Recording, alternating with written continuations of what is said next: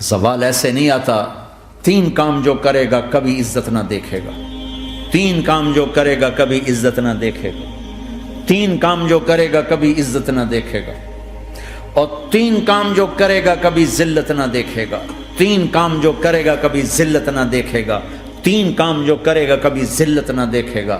جو جھوٹ بولتا ہے، جو ظلم کرتا ہے، جو دھوکہ دیتا ہے، جو جھوٹ بولتی ہے، جو ظلم کرتی ہے، جو دھوکہ دیتی ہے، عزت کے خواب دیکھنے چھوڑ دے.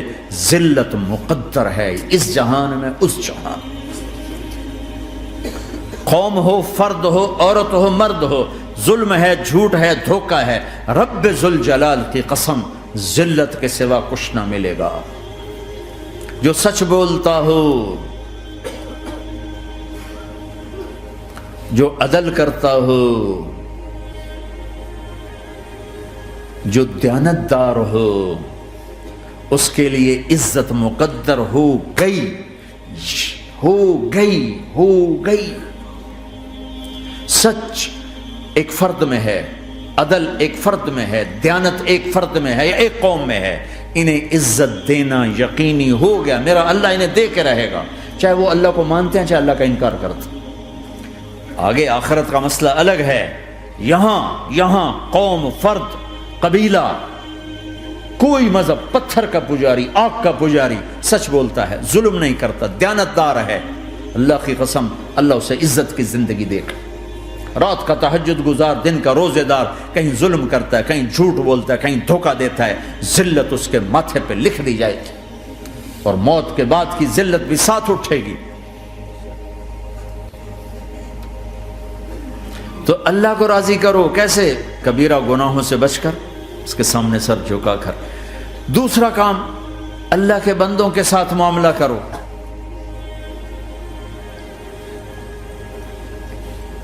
سارا معاملہ 2 حدیثوں میں بتا دیتا ہوں. 2 حدیثوں کہ یہ 2 کام کر لو، ساری دنیا کے محبوب بن جاؤ گے.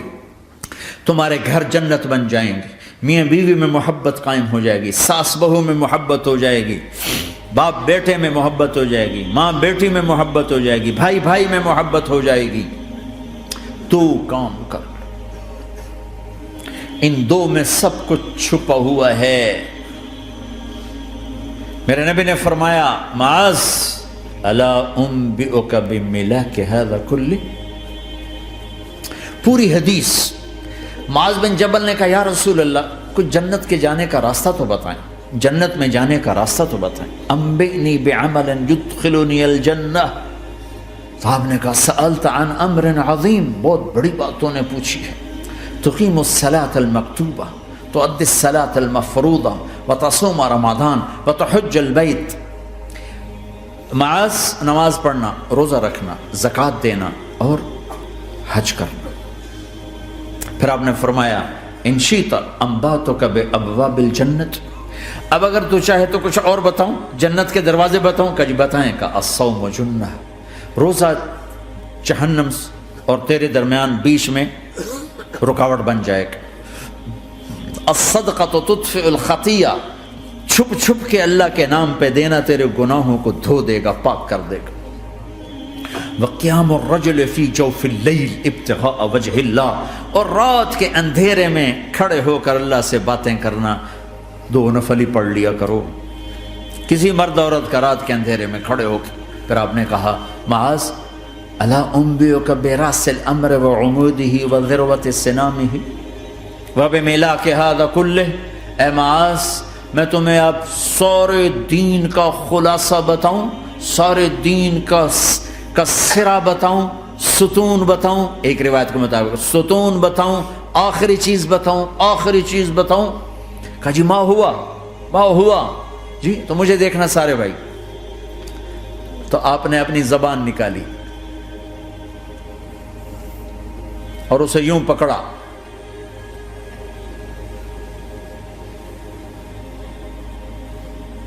معاذ کف ھذا، معاذ اپنی زبان پہ قابو پا جا. یہ میری پوری شریعت ہے، یہ پورا دین ہے، یہ کس کو سمجھایا ہے؟ معاذ کو۔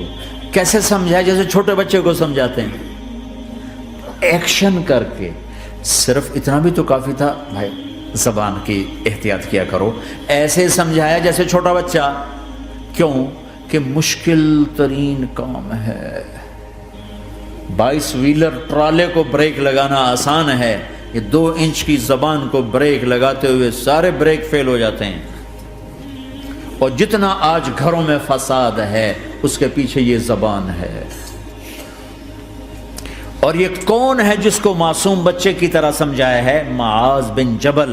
اور معاذ بن جبل کون ہے؟ میرے نبی نے کہا قیامت کے دن میری امت کے علماء کا جھنڈا معاذ کے ہاتھ میں ہوگا۔ اور یہ کون ہے؟ میں پچھلے مئی میں گیا ہوں، یہ مئی جو گزرا ہے، اردن ہمارا اجتماع تھا تبلیغ کا، میں وہاں گیا، عمان میں آگے اربد گئے، اربد سے 18 کلومیٹر 20 کلومیٹر آگے حضرت معاذ کا مقبرہ ہے، باپ بیٹا دونوں وہاں دفن ہیں۔